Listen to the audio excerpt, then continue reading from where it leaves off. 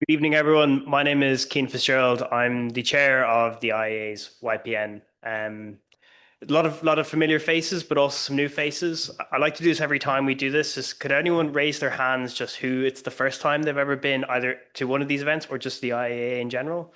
Well, you're most welcome, and hopefully this is the beginning of many different events that you're going to share with us. So I'm really pleased to be able to have this is our third YPN event this year. Our first one was on security and defense. Our second was on trade policy. This is on EU affairs. I'm really glad that my colleague Emma Richardson, our EU affairs researcher, is going to be able to moderate the discussion today with Tony Connelly. And I'm going to hand over to Emma and say again, welcome to you all. Thank you.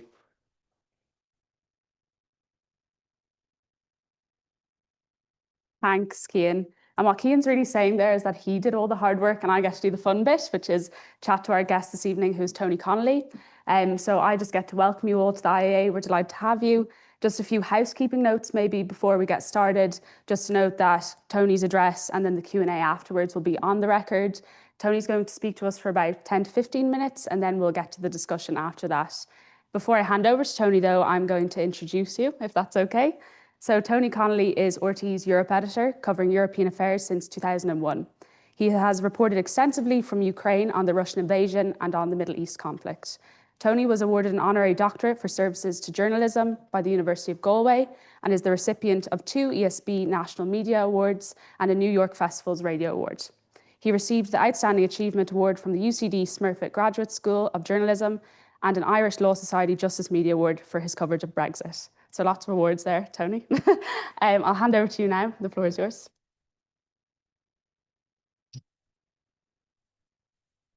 Thank you very much, Emma. And thank you to Cian and Barry for organising it. And great to see you all. Great to be here. I'm looking at the people who will be running Europe in 10 to 15 years' time. So this is an honour for me as well.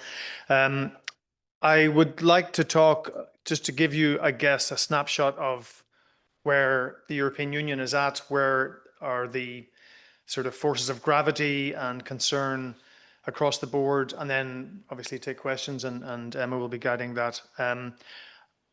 I often depict Europe as having gone through a sequence of crises really since 2008, the financial crisis, which in turn led to the Greek debt crisis, the euro crisis, which in turn led to the Irish bailout, which was a very, heavy moment for me as a reporter, reporting from the European angle, but also from in terms of the Irish experience of the bailout. And then beyond that, we had, I suppose, the combination of a migration crisis led by the Syrian civil war. We had a sequence of terror attacks in Brussels and Paris and elsewhere in Europe.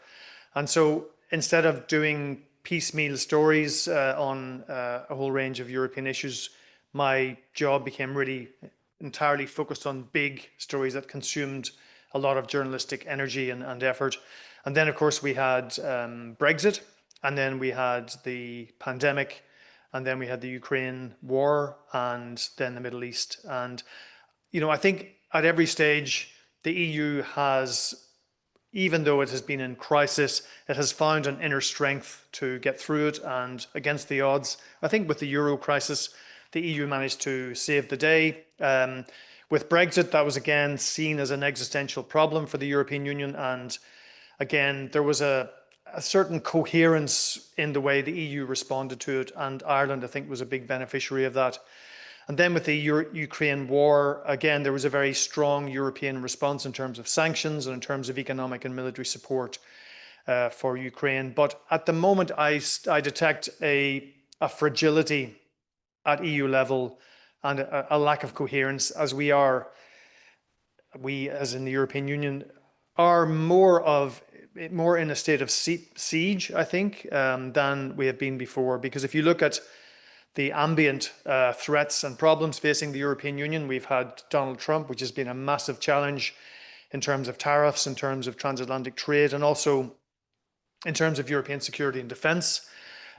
We have the ongoing war in Ukraine, which, while Ukraine hasn't lost, it's not winning, and Russia hasn't won, but it's not losing either.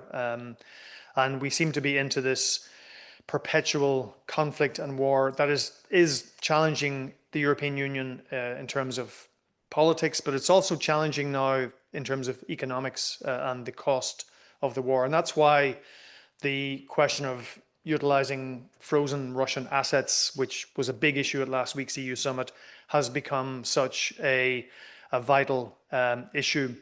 The European Union has been desperately found wanting in terms of the Gaza war. I think everyone would agree that it has not been the EU's finest moment, especially in Ireland. There has been a lot of criticisms of Ursula von der Leyen, the European Commission President, over her handling of the thing. I mean, I can get into this in the Q&A, but I think it is still very important to say that foreign policy is a touchstone of national sovereignty, and EU member states very jealously guard their sovereignty and veto and unanimity on foreign policy.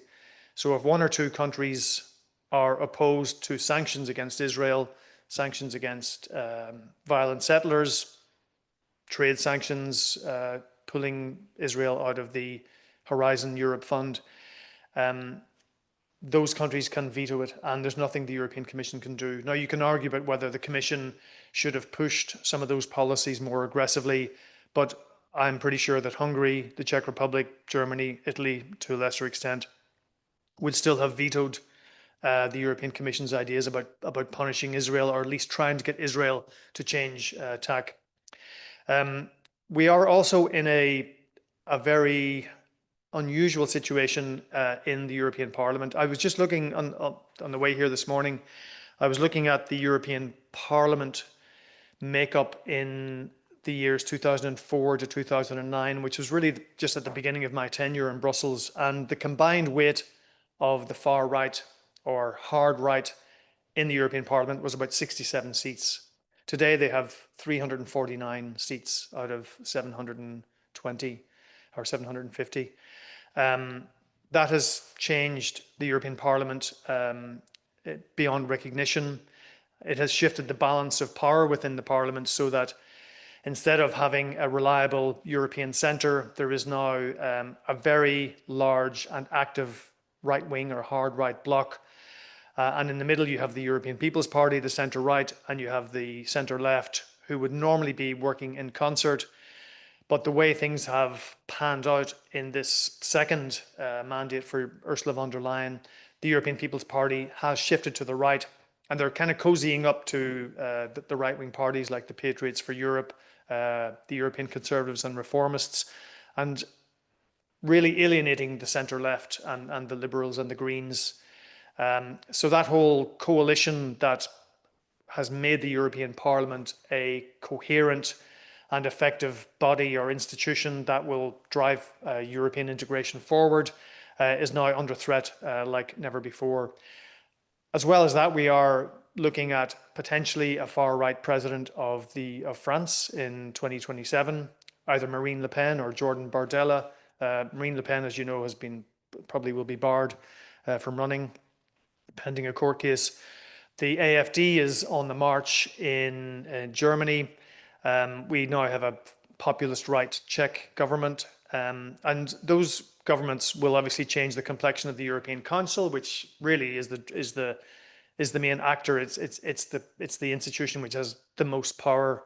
But they'll also be sending commissioners to Brussels who will also be reflecting the right-wing policies and sensibilities of the national government. So Europe is heading for a period of pretty substantial uncertainty and instability, both from within, from the way the EU institutions are being made up, but also externally with migration. Again, is still going to be a major problem for the European Union. A lot of the domestic shift to the right, you could argue, is a result of the large-scale migration into Europe over the last 10 to 15 years. Germany absorbed about 1 million refugees from the Syrian civil war. Historically, there have been large-scale migrations into Belgium, the Netherlands, France, for historic reasons.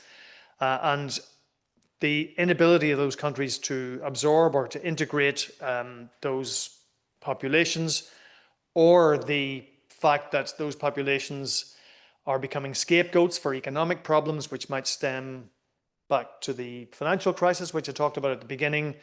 For all of those reasons, we've had these big shifts to the right. Now, it could be, that trend could be bucked.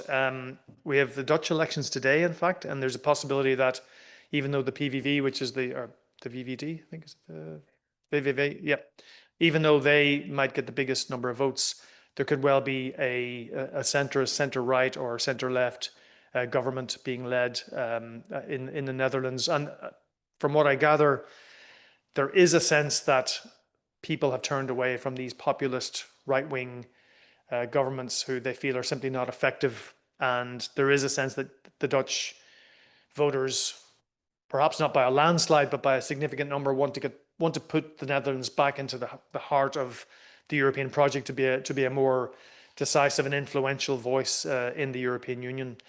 But that being said, if you look at the problems mounting for the European Union, the Ukraine war is the most existential one, and that of course has led to a big wave in defence spending, which will be an issue for Ireland, and I'm sure we can get into that in the conversation. Almost overnight, Europe has lost its biggest ally in the United States, and that has had really graphic implications in terms of trade, tariffs, but also Russia's the support for Ukraine. The Americans are essentially turning off the tap for Ukraine. They will provide weapons, but only if the European Union buys those weapons. And you know, we are facing again internal division on climate change, the simplification issue. So Europe is, I suppose, confronted on all sides by problems at a time when leadership is seen as not being very effective. And to bring it back to my opening point, whether Europe can find the inner strength and coherence to meet these problems head on, we'll find out over the next couple of years, and especially next year when Ireland has the presidency of the European Union.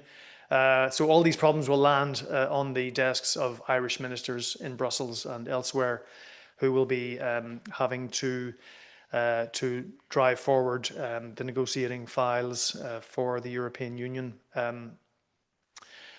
I will pause it there, I think, and we can get into a conversation. But it is a very exciting and challenging time as a reporter in Brussels, because compared to when I first went there in 2001, you know, foreign stories, geopolitical stories, Ukraine, the Middle East, Trump, tariffs, climate change, are all in the top 4 top stories in RTE's bulletins every day. So, and all of those issues come through Brussels. And Brussels also has it's like a huge clearinghouse of foreign policy, think tanks, geopolitics. So it's a very exciting place to be. As a journalist, there are so many multiple sources of contacts, information, expertise.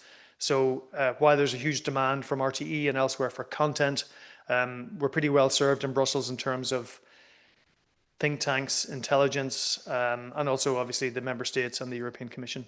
So I'll leave it there and we can have a chat.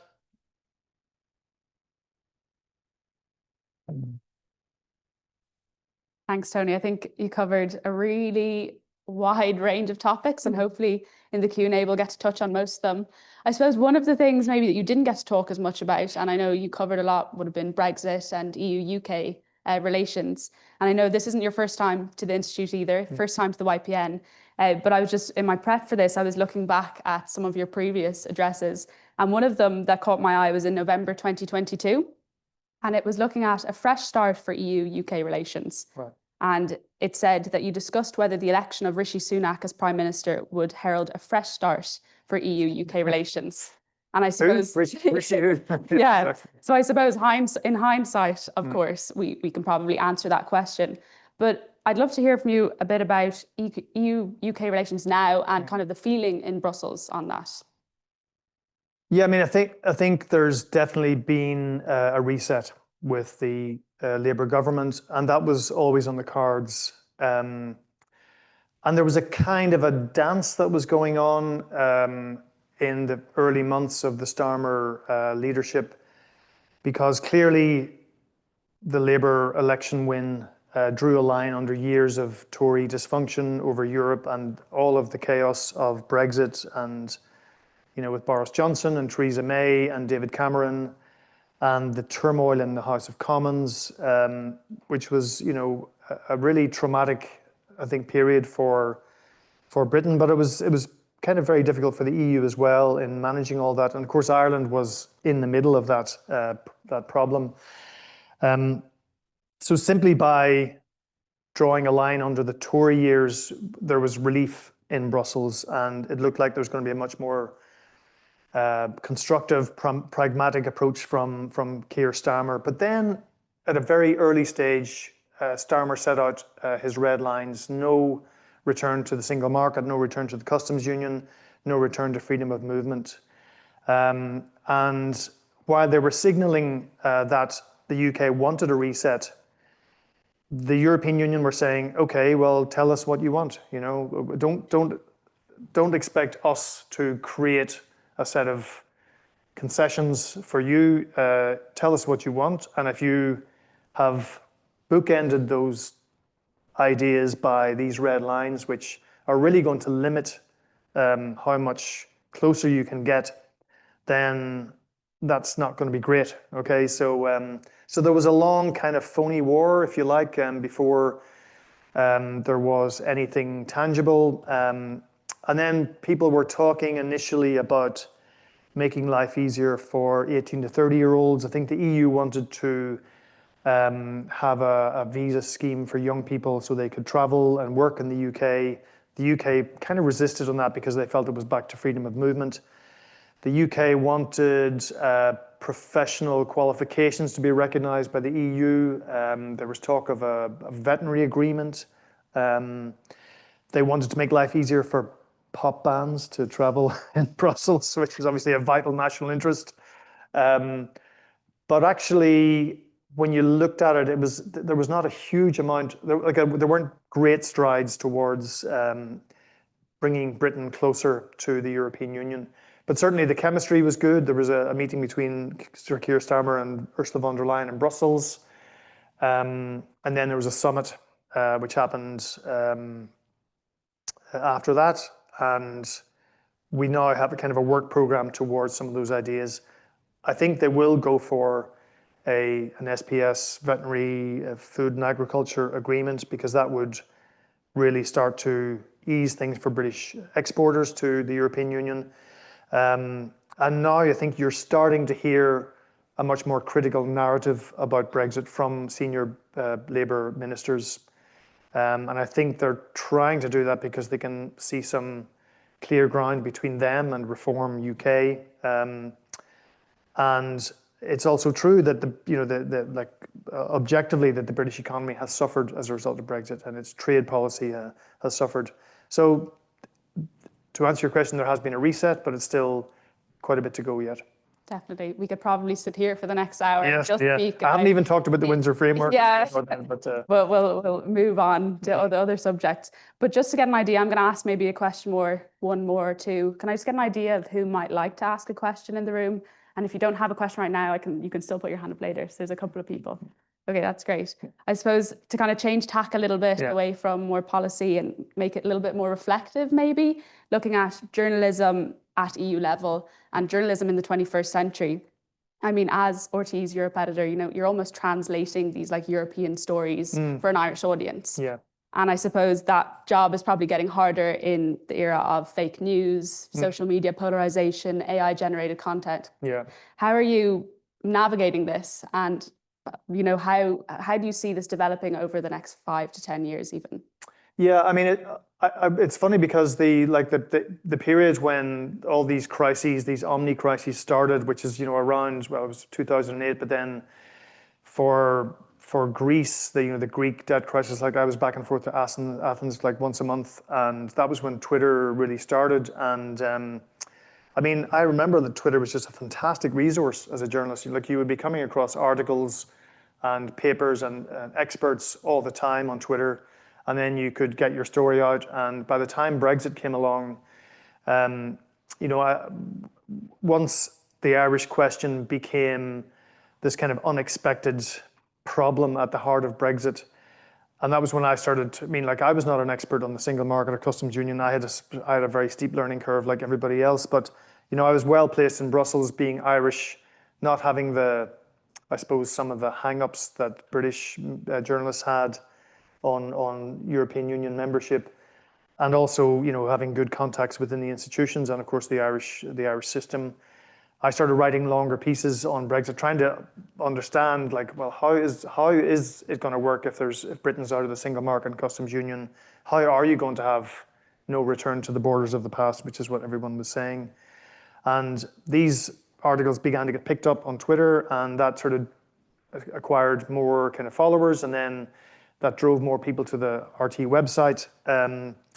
And then I got asked on the basis of that to write the book on Brexit, and then that was just a kind of complete, all-consuming project of having to write the book in 3 months, with a 6-month-old child as well, getting up every night.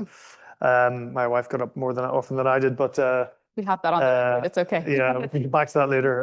But then there was a kind of a virtuous circle where my reports were getting more exposure on Twitter and getting more followers. And it was brilliant, because it opened up RT's coverage to a completely new audience in the UK and further afield. But it's only since Elon Musk took over that it's problematic, because the algorithms have completely changed.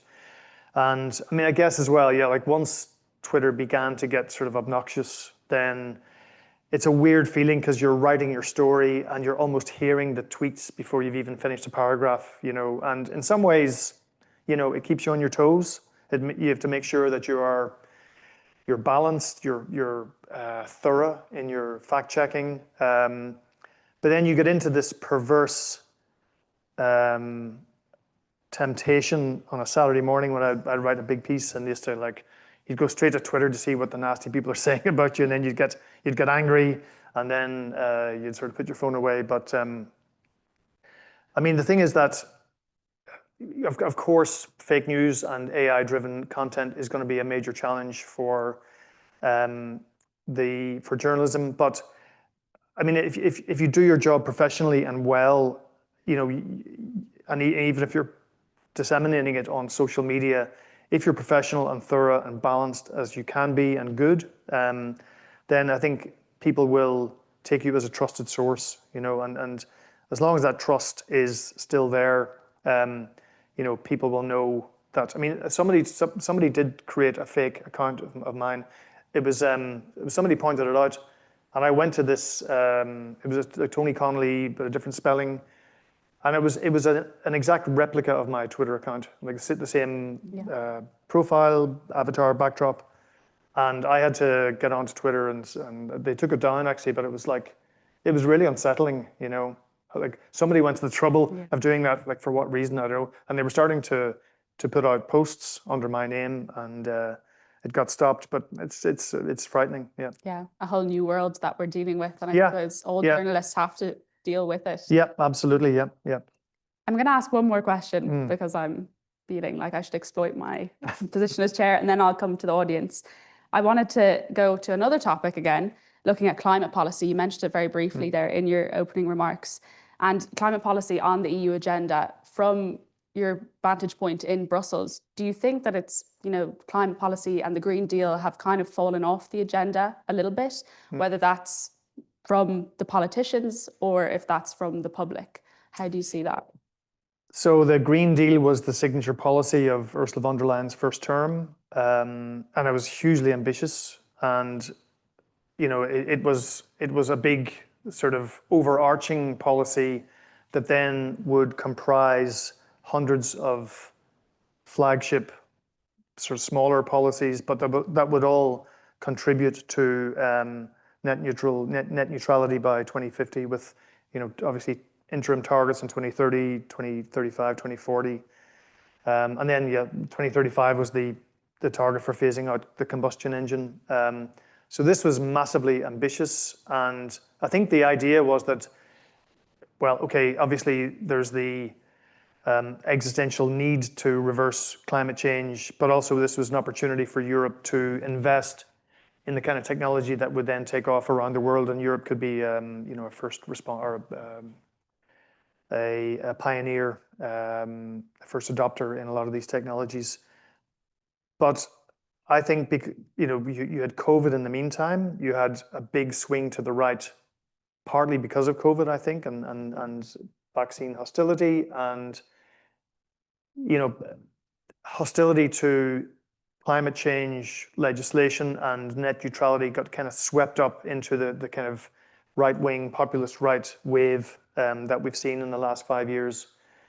And as a result, in the second term of Ursula von der Leyen, and even at the end of her first term, she has been definitely watering down or allowing herself to be pressurized into watering down some of the green legislation. And that's because the EPP has, European People's Party, the centre-right, have drifted to the right on climate change. And the talk is a lot more about, oh, this has to be workable, these have to be realistic targets. I mean, stuff you've heard since 1990, you know, since we started becoming aware of climate change. And they're also obviously trying to be not to be outflanked by the Patriots for Europe, the Europe of sovereign nations on their right-hand side. So you've seen the deforestation legislation has been watered down, the greenwashing legislation, and then just last week, the simplification omnibus legislation, which in a nutshell is about removing a lot of the onerous regulations around the Green Deal, such as, you know, sustainability reporting, all of the other, you know, obligations on industry. And that's because the right has been pushing for fewer regulations, making it, you know, simplification, but does that mean you're actually taking the regulations away? And there was essentially an agreement by the main parties, the main pro-European parties in the European Parliament, to accept the Parliament's negotiating position. And when they had the vote on it, the vote lost. It's a secret ballot. So obviously, individual MEPs from the centre parties were voting against what their own parties had looked for. So, I mean, that's just a reflection of how climate legislation has suffered. And obviously under Trump, like it's even more under assault. And you just don't sense in Brussels that kind of euphoric drive to really tackle climate change and really get net neutrality down. Yes, of course, carbon emissions have fallen in Europe. I think the EU is going to meet its targets for 2030, not Ireland, obviously. But a lot of the renewable breakthroughs are simply meeting the increased demand for energy rather than cutting back the emissions that are there. Definitely. A very comprehensive answer to all my questions that ranged across everything. I only get 2 minutes on the news, so I'm just going to, great, you know, I'll be here until midnight. You're taking your opportunity. We'll go to the audience now. One of my colleagues will bring a microphone to you when you have a question. If you can say your name and an affiliation, if you have one, that would be great, just so Tony knows who he's speaking to. So I saw a few hands there. I'll get these two questions maybe together. Is that okay? Sure, And then we can go elsewhere afterwards. Thank you. Hello, I'm Ciara Campbell, no affiliation. First of all, just thank you for being here. I think we all really appreciate it. Thank you. Your coverage during Brexit was just amazing. Thank you. So my question is, given the increasing Eurosceptic national governments and the anticipation of further enlargement, is there any appetite or discussion in Brussels surrounding a two-speed Europe? Thank you. And we'll go to the person behind you there. Hi, Tony. How are you? Kieran, no affiliation either. My question would be your point on the EU project. In your experience over the last couple of years, what country have you noticed that's really buying into the project, and what is really pulling away or not buying into the project anymore, do you think? Okay. Thanks. Okay, Ciara, first to your point, the two-speed Europe, I mean, that's going back a bit there, isn't it? I mean, that's really sort of 2000s. There was, even in the late 90s, there was talk about a two-speed Europe to try and accommodate, you know, the UK perhaps, and how, you know, to have if a core group of countries want to integrate, then they can. I mean, there is, There is a terminology that within the EU, is it enhanced cooperation? Is that what it's called? It's so long since I've covered that. So there is a system for groups of countries to forge ahead.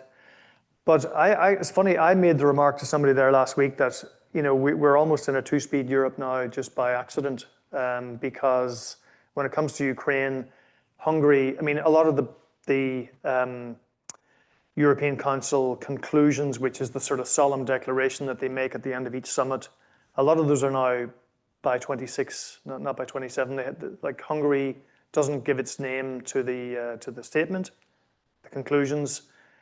And now Slovakia is kind of in that camp as well, and perhaps the Czech Republic will be. Czechia might be in there as well.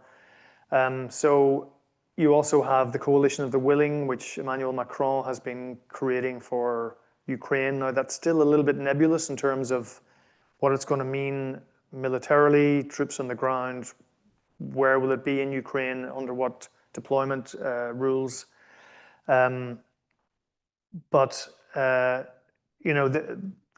there is almost like a much more patchwork approach. And as more right-wing governments take over, I think you are going to get more of that. Mazel tov.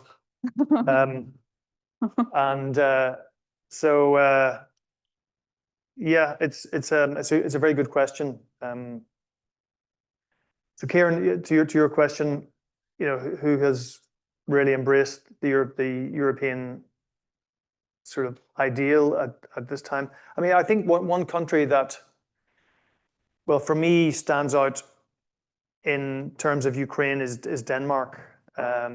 I mean, Denmark is classically Eurosceptic. They don't have the euro. They are very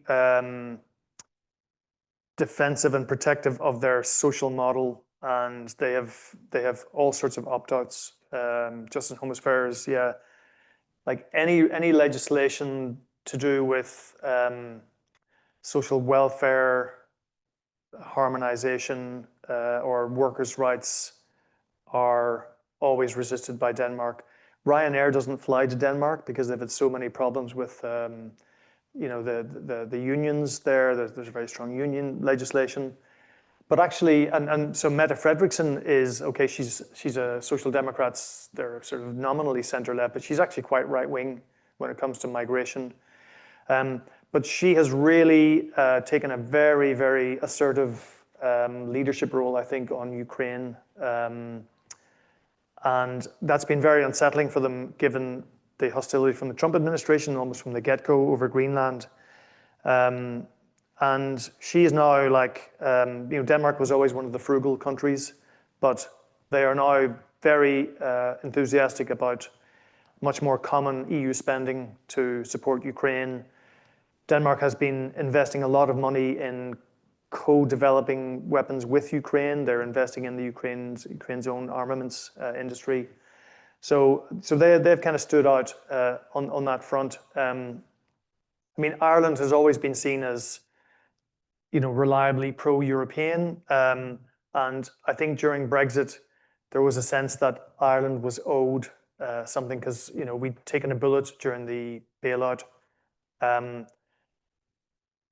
Despite the travesty of Anglo-Irish Bank and what happened in the banking sector, there was a sense that compared to Greece, Ireland had really taken its medicine and had returned to growth very quickly because the Irish economy was a lot more flexible.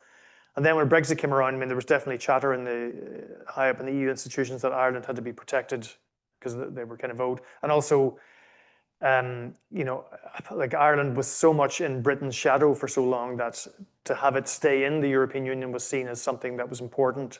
And the Irish peace process was one in which the EU had invested, not as overtly as the Americans, but they had put a lot of money in, and they had done a lot of work on peace building. And I think the EU felt that it was a peace project that they could be proud of in the way that some of the other European interventions in the Balkans in the 1990s were not so successful, for example. So is Ireland seen? I mean, Ireland's probably, I wouldn't say tarnished, but I mean, I think the kind of people look at Ireland in a slightly more nuanced way now. I mean, there's definitely still, especially with Trump and the whole pharma sector, there's still people looking at Ireland as being this country that no matter what the rest of the EU is suffering, the Irish GDP still seems to just go through the roof. And then people think, how come this is happening? And in terms of Ireland's position on Israel and Gaza, it's really interesting. Like now we would be seen as being on the side of the angels, and because the rest of the EU has come much closer to Ireland's position. But the feeling was that Ireland was using up a lot of political capital for something that was not a core national interest. At EU level, you burn capital for an issue that really matters to you, to your economy or whatever.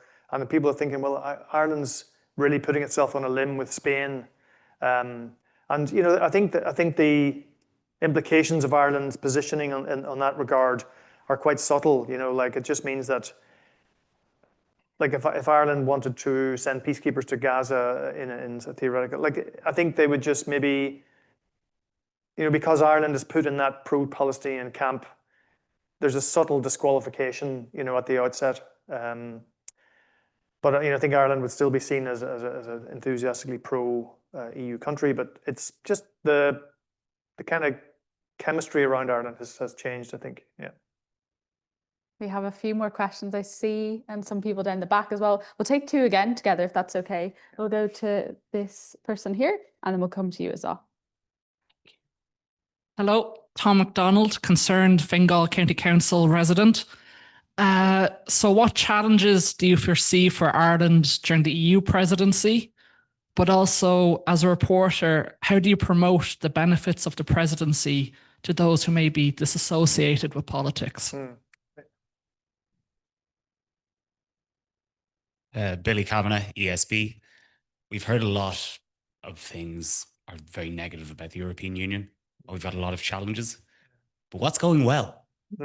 Because I never hear anything positive. Yeah. It's only negative. There has to be something. Yeah. Okay. Tom's question, first of all. So what are the challenges for the Irish presidency? Well, yeah, I mean, all of the kind of fairly grim inbox kind of issues that the EU is dealing with at the moment are definitely going to be there this time next year. I mean, the presidency is only sort of 8 months away. I think the big issue will be what we call the multi-annual financial framework, so the MFF, or the 7-year budget. I mean, the EU budget is it's around €1 trillion. 1.3 maybe trillion euro. But what the EU has to spend money on now has just changed dramatically over the past 10 years. There's a big increase in defense spending. The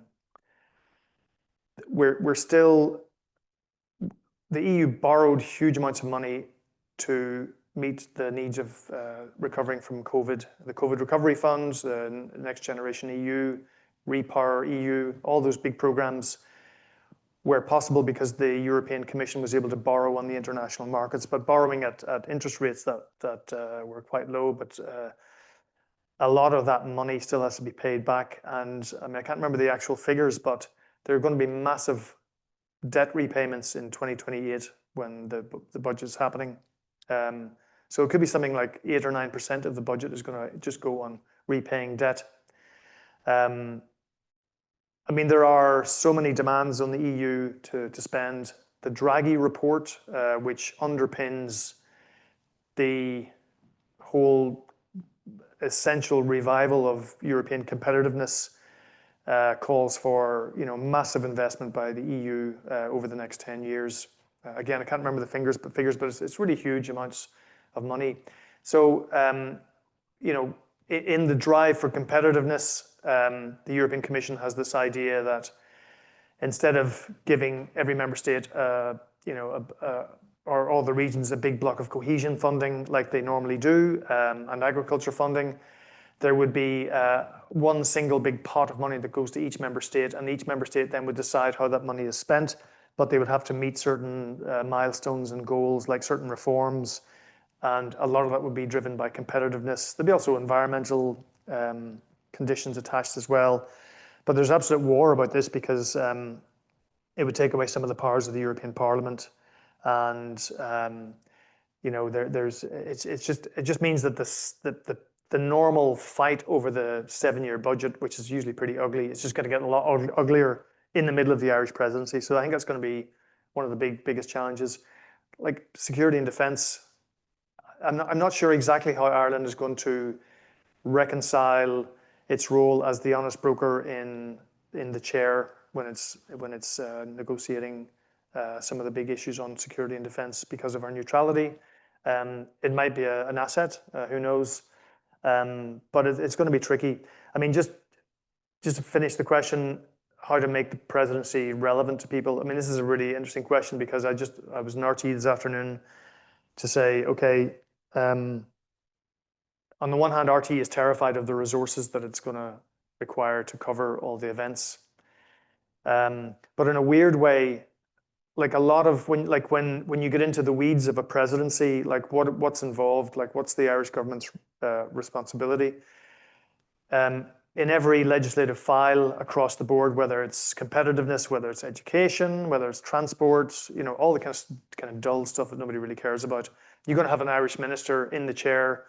So in a very small nutshell, the European Commission proposes legislation. It goes to the member states and the Parliament. The member states and the Parliament, over maybe an 18-year period, adopt their negotiating position. And then they all go into these things called trilogues. The three institutions get together and negotiate a final piece of legislation that's then adopted, that becomes law. And the Irish government will be in the chair when those negotiations are happening. And the objective for a good presidency is to get all these legislative files closed on time before your presidency ends. And then you can get a nice round of applause from all the other member states. How much are Irish viewers going to be interested in legislation involving nitrogen limits in whatever, I mean, they're like, EU legislation is vast. So there are going to be a lot of areas where there's going to be an Irish minister, driving forward, banging heads together to get compromise texts and so on. But they're not going to be that interesting for Ireland, for Irish viewers, for example, or the public.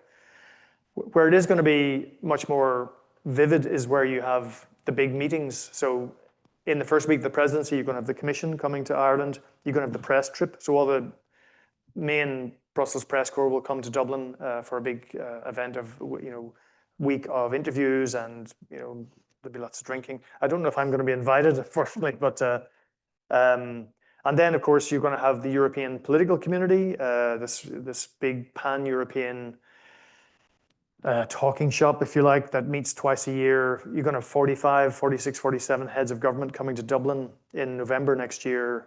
And then you're going to have an informal European Council the day before. That's going to be a huge undertaking for traffic, for hotels. And you're going to have, the spotlight of the world on Ireland. And again, Ireland, I mean, there's some scope for pushing your own agenda, but you're really meant to be an honest broker as a presidency. But I mean, I think I would hope that, like as a journalist reporting on it, just for me to explain, like I'm doing now, to people, like what does this presidency mean? How does it work? Certainly Irish skills will be needed, and Ireland tends to do good presidencies. We've got this, knack of mixing informal with formal. We're one of the few natural English-speaking countries in the EU. So there's every potential there for it to be a good presidency. I know the government, from what I hear, really wants to be this to be a showcase to corporate Ireland because of Trump, because of other issues. They want to show that Ireland is really in the driving seat in the European Union. In case some of those big pharma companies might want to leave because of the tariffs and go back to America, this is a good opportunity to say, well, you should stay. What has the EU ever done for us is the question. No. Oh, what's good about the EU? Right, yeah. Yeah. Yeah. Arguments against it. Yeah. Crisis. Yes, there are Yeah. However, one of the reasons Brexit happened, Might just get you a microphone just so everyone can hear you. British people didn't understand how positive it was to be a member of the European Union and what it all means. Yeah. Could you give us some, maybe there's a small thing that you can tell me and say, there's something in, I don't know, the outer reaches of Finland that has never been done before, and it's a positive news story, and it only happened because of the European Union. Well, I mean, I suppose to turn it on its head, Britain only realized how beneficial the European Union was once they exited, because then they could see that we can't go and work in Brussels or Finland or France.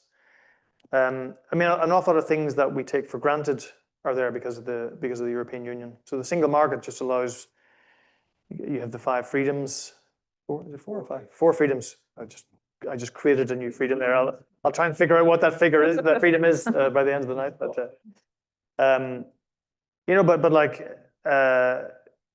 the European Union is an amazing success story when it comes to a single market,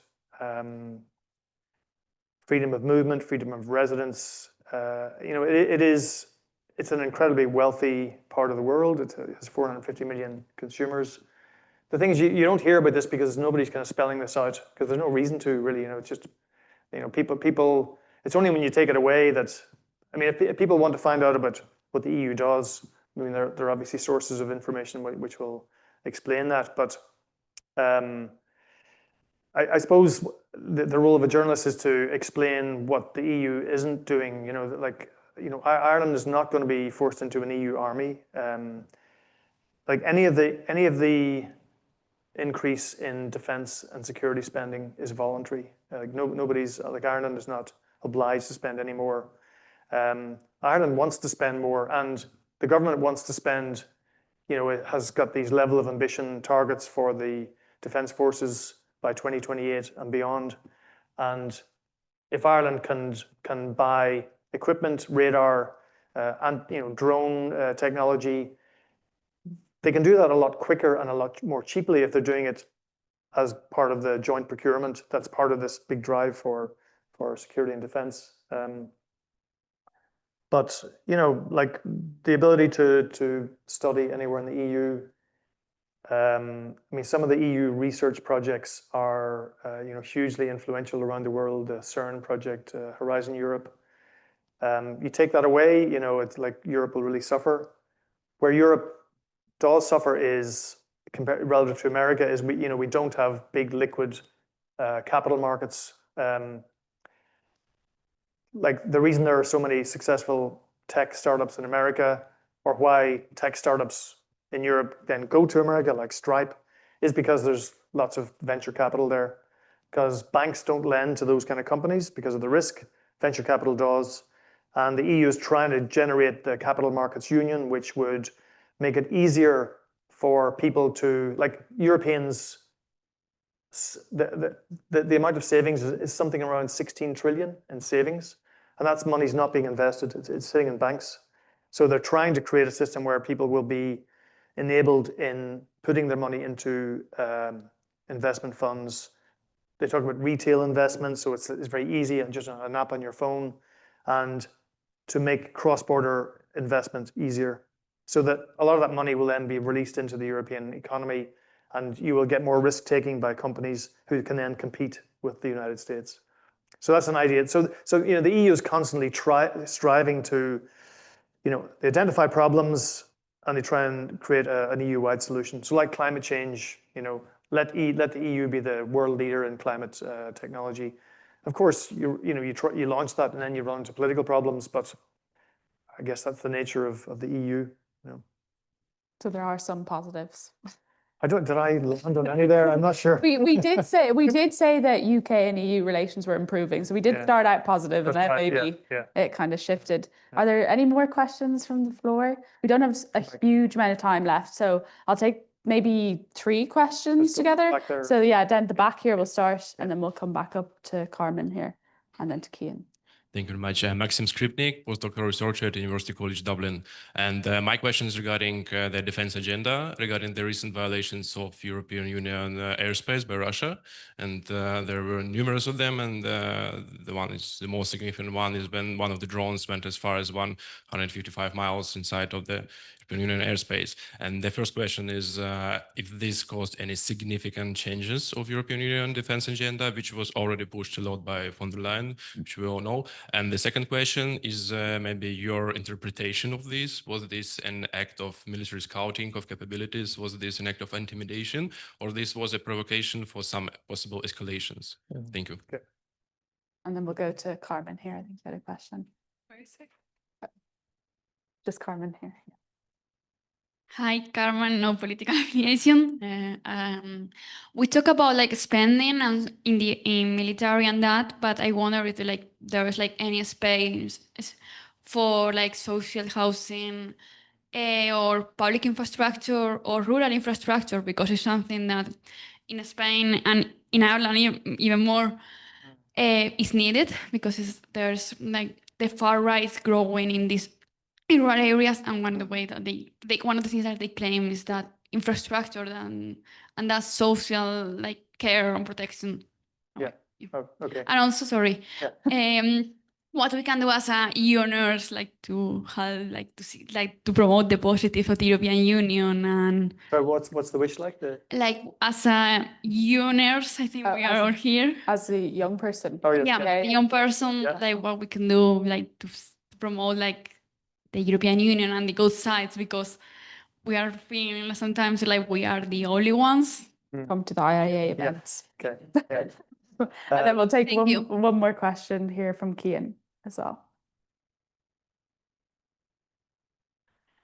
So my question is a little bit around what Emma pointed out earlier around trying to translate EU policy for an Irish audience. And I was wondering whether you could maybe give your perspective on the challenges around translating the mood in Brussels around defence, particularly for an Irish audience. If you look at the publications that come out of the Commission, certainly the presentation there is that war is almost imminent, that Europe needs to be ready for war by 2030, that there's this real sense of urgency and emergency. That probably isn't really, I'm not really seeing that necessarily in the coverage that you see domestically here in Ireland in terms of that sense of emergency and that war is potentially imminent. Certainly you see maybe people writing op-eds or opinion pieces around Ireland's lacking defense capabilities. But I want to ask you as a professional journalist, this challenge around translating kind of what is the sense of urgency and emergency in Europe for an Irish audience that obviously has its own specific history with defense. Yeah. Okay. So the first question on the drone, the incursions and so you hear more and more talk about hybrid war that Russia is conducting against the European Union, and it just it gets a lot more graphic every couple of weeks. And the drones landing in Poland, so you had 19 drones or something landed in Poland. Some of them were decoys, but obviously that was not an accident. And then we've had incursions in Estonian airspace, and we've had the drones over Copenhagen airport, also over, I think, Munich, Berlin. So there is definitely a belief at the highest levels of the EU that Russia is ramping up its hybrid war against the EU. It's also sabotage, burning down warehouses. There was a case of 3 Bulgarians who were caught painting red hands on the Holocaust memorial in Paris. And again, there's a very strong suspicion that that was part of the hybrid, like Russia just trying to inflame tensions in EU member states on highly divisive topics like the Middle East. So in terms of the response to the drones initially was, well, the European Commission talked about, oh, we need a drone wall, okay? And suddenly there's a big flurry around drone wall, and what does that mean? And and then there's like the Eastern Flank Watch. So we need to have a sudden new policy on protecting the Eastern flank, so the Eastern Europe. And then Italy was going, hang on a second, what about like, they're not the only ones who are vulnerable to a drone attack. So then they couldn't call it the Eastern flank, they had to call it something else, that But and then there was also a little bit of annoyance that Ursula von der Leyen had suddenly taken the ball and run with it on that issue, when in fact, again, defense is really the preserve of member states, okay? And like whether this was inappropriate for her, she was kind of slapped down a little bit by the German defense minister. And again, who's going to pay for a drone wall? What's it going to look like? But there's definitely, it's all now been embraced into this Readiness 2030 issue. It was going to be called Rearm EU, but then the Italians didn't like it, so it's now called Readiness 2030.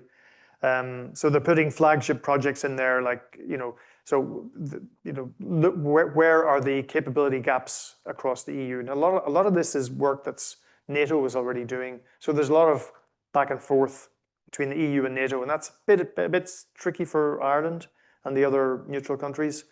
But they're certainly, they're definitely trying to make sure that by 2030, the vulnerabilities in EU's defense will be filled. I mean, like EU leaders regularly get intelligence briefings from the EU's own defense intelligence capabilities, but also NATO. And there is an absolute belief that NATO will test the EU's defenses or NATO's defenses within 5 years. Now, they might do it very subtly by sending balloons over, or they might foment some kind of actions by Russian speakers in Latvia or something like that. But there's a strong belief that Russia is absolutely intent on doing that. The more they don't get to win the war in Ukraine, the more their strategy is to try and divide Europeans, weaken Europe's resolve in supporting Ukraine. So it's a major issue. Definitely it's a major issue. On the social question and infrastructure spending, funnily enough, in the State of the Union speech that von der Leyen made in September, she promised a housing summit, a summit on housing at EU level. Now, for years, the EU has been saying housing is not an EU competence; it's a national competence. The EU doesn't build houses, but there's no doubt that it is being seen now as a really hot button issue for voters. And if voters are voting for far right parties because they can't get a house, or far left parties, then the EU has to think again about whether it does have a competence in housing. And lo and behold, they are thinking, yeah, there are ways the EU could help. So they are, for the first time, housing was discussed at an EU summit last week, and it was mentioned in the conclusions that this sacred communique that they do, and I think correctly, they do see housing as indispensable for a proper society. So the EU is has created a single market and it has created a single currency and a banking union and an investment union.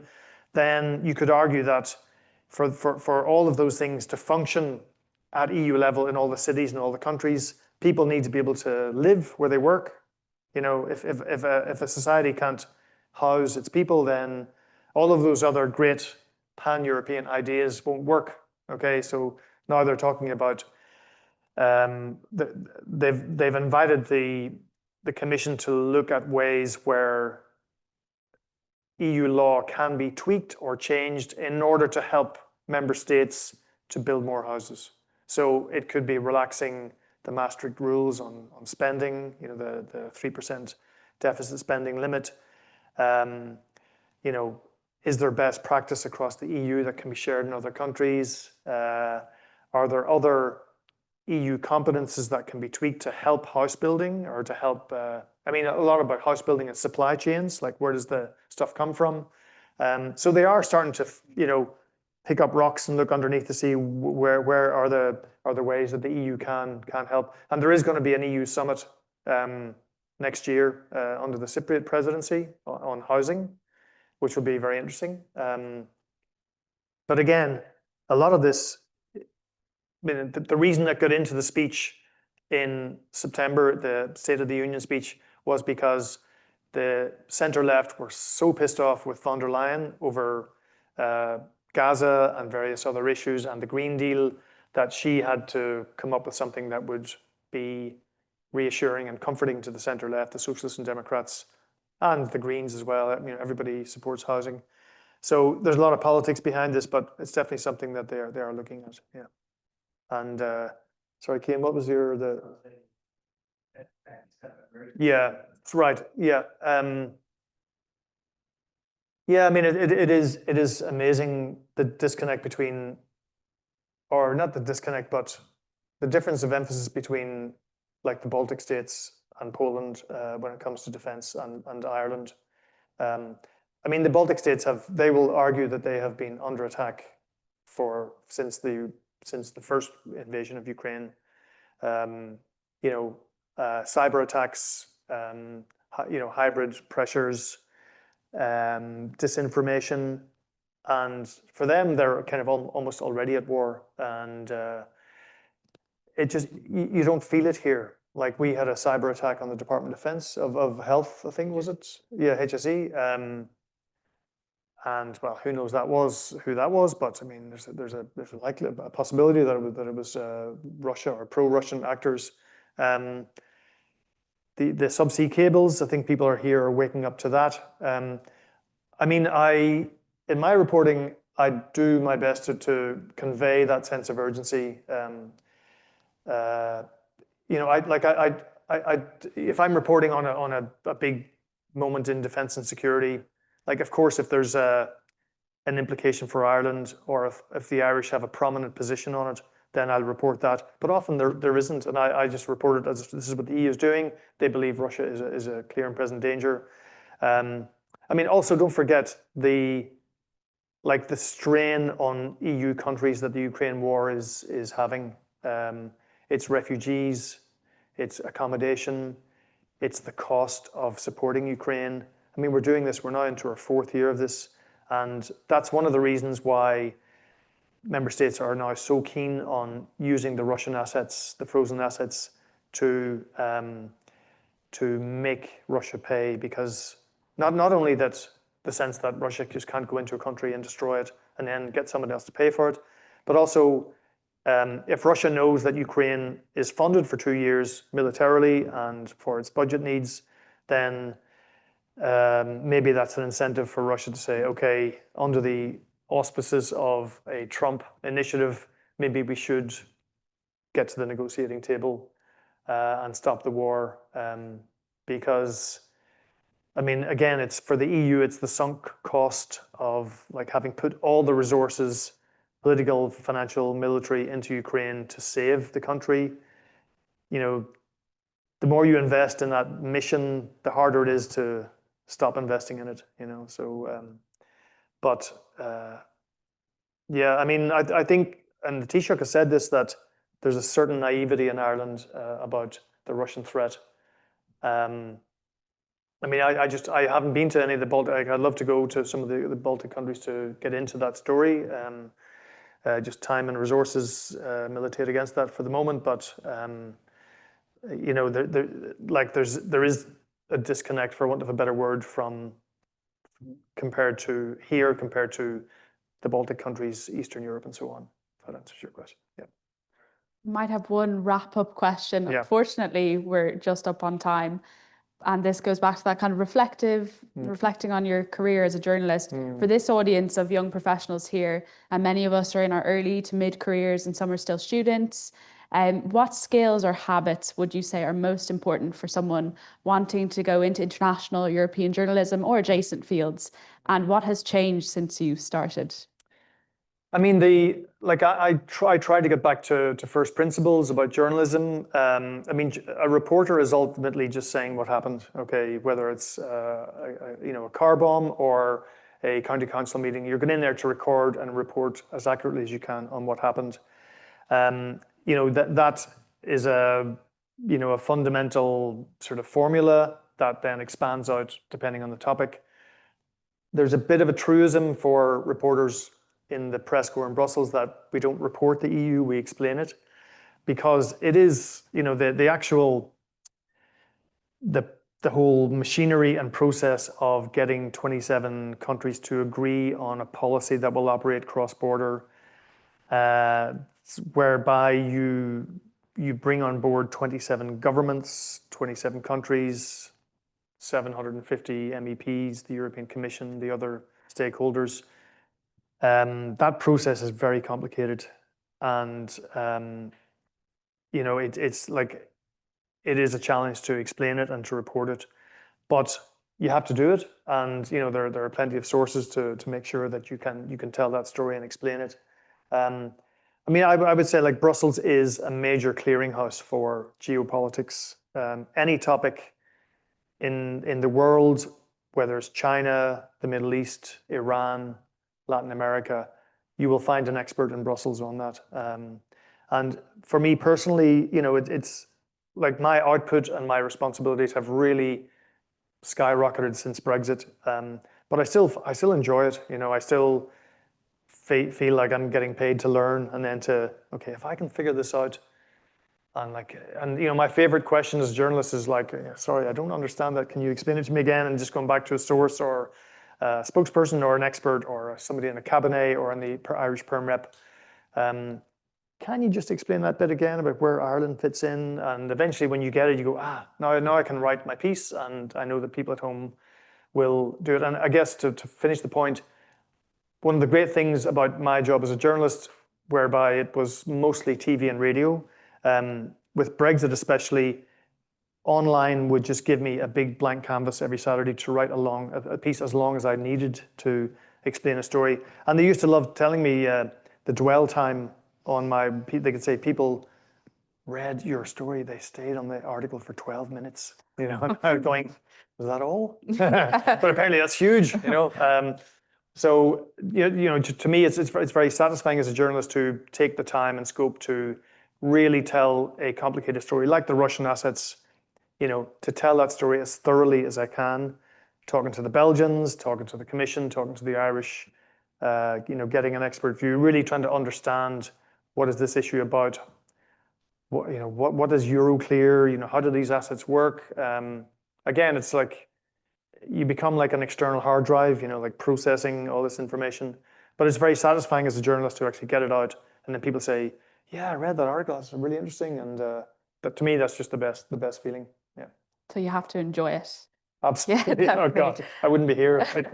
Yeah. Well, I really enjoyed this conversation. We touched on so many topics, from climate change to EU, UK, and then a crash course in how the EU institutions work. The quickest one, I think, and maybe most comprehensive I've heard in a little while. But it was really enjoyable, and thank you for being here with us tonight, and thank you all for coming. Thank you very much. Thank you.